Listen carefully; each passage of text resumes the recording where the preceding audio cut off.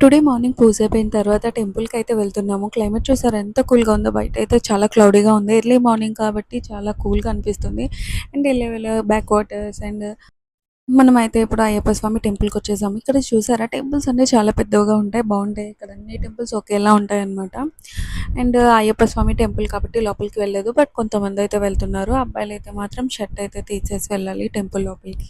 ఇక్కడ ఏ టెంపుల్‌కి వెళ్ళినా సరే అబ్బాయిలైతే షర్ట్ అయితే ఉంచుకోకూడదు పైన. సో, షర్ట్ తీసేసి వెళ్ళాలి. నేను ఇలా ప్రదక్షిణం చేస్తున్నాను. దీనికి లెఫ్ట్ సైడ్‌లో అయితే కాలనీ ఉంది చూపిస్తాను. అండ్ టెంపుల్ అయితే చాలా పెద్దది. చాలా బావుంది కూడా. ఓన్లీ అయ్యప్ప స్వామి టెంపులే. మనకి లెఫ్ట్ సైడ్‌లో అమ్మవారి ఫోటో చిన్న టెంపుల్‌లా అయితే ఉంటుంది. కనిపిస్తున్నారు కదా! ఎదురుగా అయ్యప్ప స్వామిని. నేను జూమ్ చేసి అయితే చూపించలేదేమో అనుకోకండి.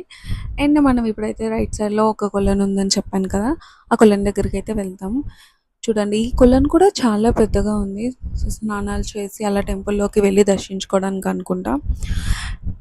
సో, వెళ్ళిపోతున్నాం. అండ్ వెళ్ళేటప్పుడు వ్యూ చూడండి ఇక్కడ నుంచి ఎంత బావుందో. సన్‌రైజ్ అనమాట. అండ్ ఇదంతా కూడా బ్యాక్ వాటరే. కానీ ఫుల్ ఆకులు, గడ్డిలతో అలా ఉంది. సో, వెళ్ళే వేలోనే బ్రేక్‌ఫాస్ట్ చేసేద్దామని వచ్చి రెస్టారెంట్‌కయితే వెళ్తున్నాం. అండ్ ఇక్కడ ఐ లవ్ కొచ్చి అని ఎంత బా మన సైడ్ అయితే స్వాముల కోసం కొన్ని హోటల్స్, రెస్టారెంట్లు అంటే కనిపిస్తాయి. ఇక్కడైతే అలా ఉండదు. ఇలా వెజ్ రెస్టారెంట్‌కొచ్చేసాము. సో, దోస అది తినేసి ఇంటికి వెళ్ళిపోతున్నామనమాట. సో, మా ఇంటికి వెళ్ళే వే అండ్ ఇక్కడ హౌసెస్ కూడా చూద్దాం. సో, ఎర్లీ మార్నింగ్ కాబట్టి క్లైమేట్ అయితే చాలా కూల్‌గా ఉంది. ఎందుకంటే 7:30 ఆ టైమే అయితుంది. సో, ఇక్కడ మాక్సిమం అన్ని ఇండివిడ్యువల్ హౌసెసే.